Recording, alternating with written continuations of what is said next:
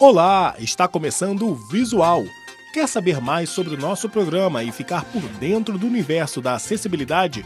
Entra lá no facebook.com/Visual TV Brasil. Direto do Rio de Janeiro, o Visual começa agora.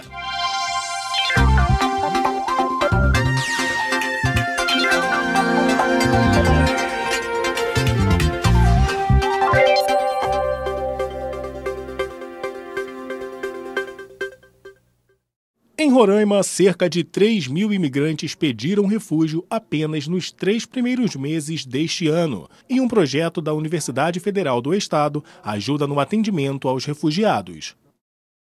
Famílias e sonhos deixados para trás. Alguns só possuem a roupa do corpo, não falam português, não têm emprego e nem moradia. É assim que os imigrantes, que na maioria são venezuelanos, chegam a Roraima.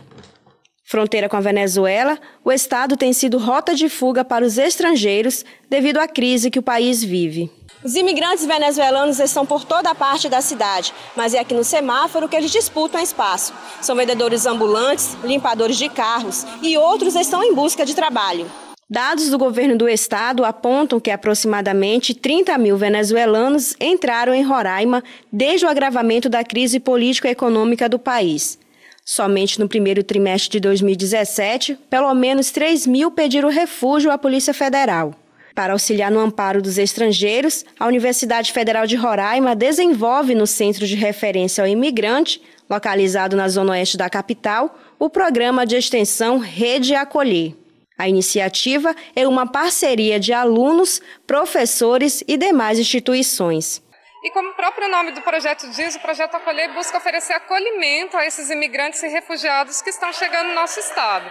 Lembrando que o nosso projeto não trabalha somente com os imigrantes e refugiados venezuelanos, mas também com cubanos, haitianos e sírios, que representam esse mundo em mobilidade. Não é uma questão que só o estado de Roraima enfrenta, mas é uma questão mundial.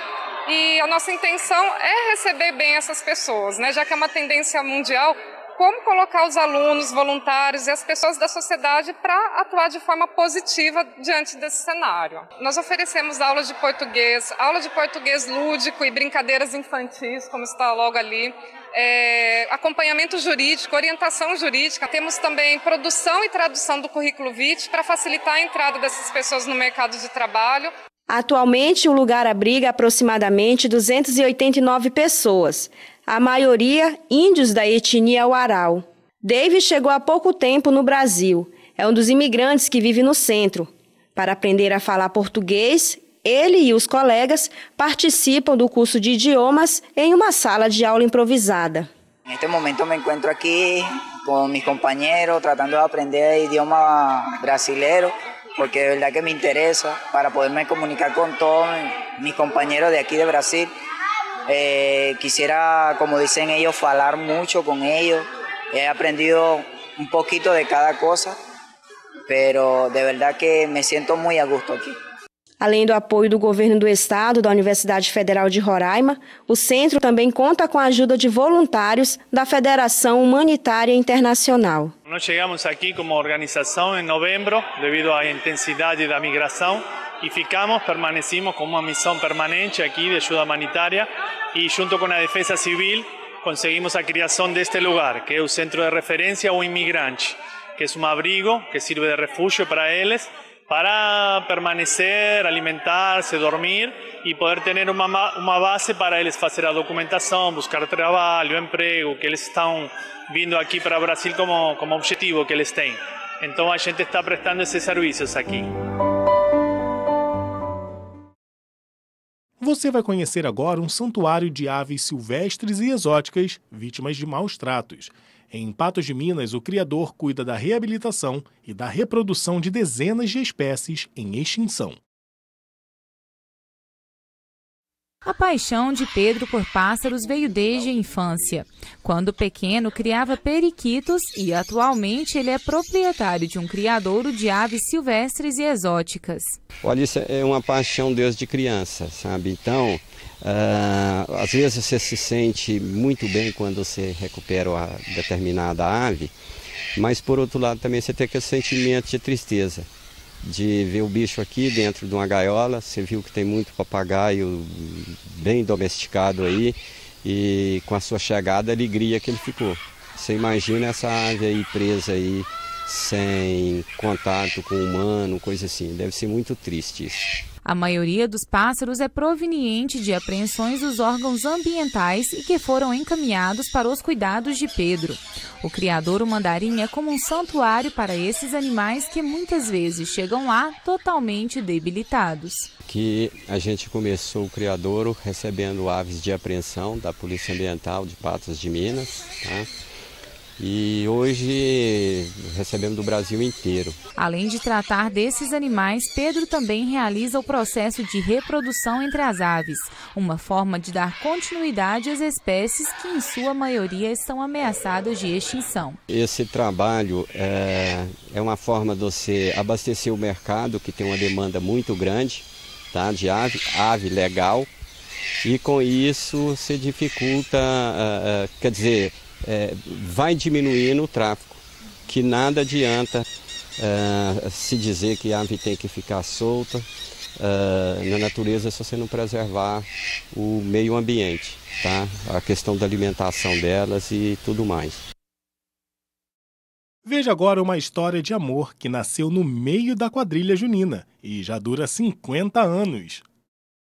A casa humilde com paredes de barro foi o cenário escolhido para contar essa história de amor que começou há 50 anos atrás. Como todo nordestino, seu Salomão já caía no arrastapé desde cedo. E quando chegava a temporada dos forrós, era de lei comemorar o ciclo dos Santos Juninos.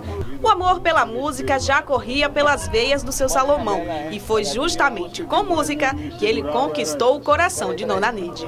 Morena bela do Rio Vermelho, seu negro olhar é um espelho, morena, donde vejo no ar.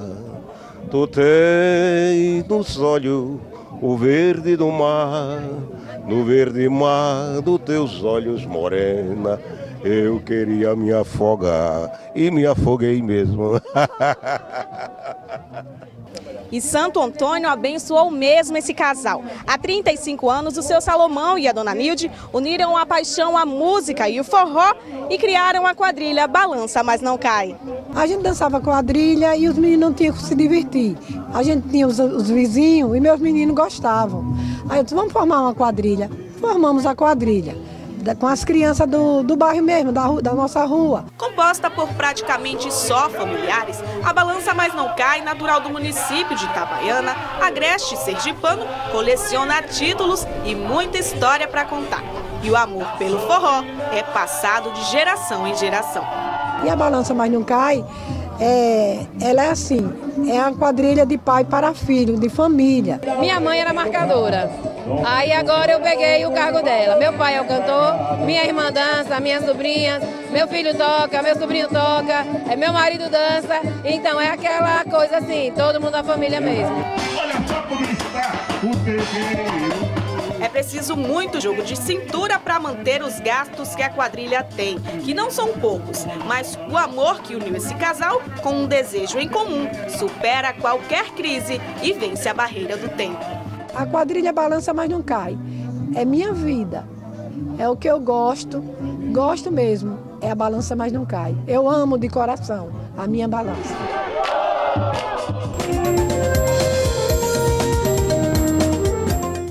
Pelo menos 6 pessoas morreram em um enorme incêndio em Londres que destruiu um prédio de 24 andares. O incêndio começou durante a noite no segundo andar do prédio, parte de um complexo habitacional popular no subúrbio de Londres. Em pouco tempo, as chamas tomaram todo o edifício. Moradores que conseguiram deixar os apartamentos a tempo disseram não ter ouvido nenhum alarme e foram acordados por vizinhos batendo na porta. Muitas pessoas ficaram presas dentro do prédio e, por isso, o número de mortos pode ser maior do que as primeiras contagens. Mais de 70 pessoas foram levadas a hospitais. Na França, o primeiro turno das eleições legislativas terminou com vitória do partido do presidente Emmanuel Macron. A coalizão liderada pelo Partido Novato, a República em Marcha, caminha para conquistar a maioria absoluta no parlamento. O resultado definitivo só será conhecido depois de um segundo turno, no próximo domingo. Mas a previsão baseada no que aconteceu neste primeiro turno é de que a legenda ganhe cerca de 440 cadeiras, entre as 577 disponíveis na Assembleia. Eleitores de Porto Rico decidiram em um referendo se tornar oficialmente um estado dos Estados Unidos. A votação teve um alto índice de abstenção, mas a união com Washington venceu por 98%. A ilha de Porto Rico, no Caribe, foi tomada da Espanha pelos Estados Unidos, mas depois recebeu o estatuto de Estado Livre Associado, o que significa que os cidadãos também são americanos, mas com algumas ressalvas. Não podem votar se não vivem nos Estados Unidos, não têm os mesmos benefícios de quem nasceu no continente. Mesmo com o referendo, a última palavra é de Washington, que não autorizou a votação. O craque Cristiano Ronaldo foi denunciado na Espanha por fraude para evitar o pagamento de impostos. Segundo a denúncia dos procuradores espanhóis, Cristiano Ronaldo teria fraudado conscientemente 14 milhões e 700 mil euros, mais de 54 milhões de reais. O dinheiro seria parte dos direitos de imagem do jogador entre 2011 e 2014 e teria sido transferido para um paraíso fiscal, as Ilhas Virgens Britânicas, para driblar a receita espanhola. O português, que é o atleta mais bem pago do mundo, diz estar tranquilo e nega que tenha feito algo de errado. O visual fica por aqui. E você já sabe, para falar com a gente é só mandar uma mensagem de texto pelo WhatsApp. O número é 021 974 522 300. A gente volta na segunda-feira. Muito obrigado pela companhia. Tchau!